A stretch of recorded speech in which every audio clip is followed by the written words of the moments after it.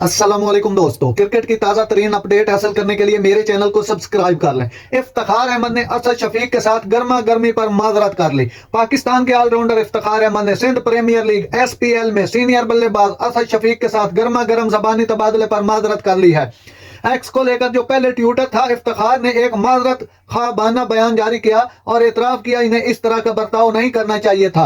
मैं आज मैदान में अपने रवैये के लिए इंतहाई माजरत खा हूं। मुझे इस वक्त की गर्मी में जिस तरह का रद्द अमल जाहिर करना चाहिए था वो नहीं करना चाहिए था, इफ्तिखार ने लिखा। इफ्तिखार अहमद ने मजीद बताया कि मैंने असद शफीक से जाती तौर पर माफी मांगी है और हमेशा उनका बहुत एहतराम किया है। मैंने मैच के बाद असद शफीक भाई से जाती तौर पर माफी मांगी है और हमेशा उनके लिए बहुत एहतराम किया है। हमने एक साथ बहुत सारी क्रिकेट खेली है। उसने नतीजा अखज किया। यह वाकया उस वक्त पेश आया जब कराची के गाजी इफ्तिखार ने 161 के तहकुम के 8वें ओवर में लाड़काना चैलेंजर के असद को आउट किया गया।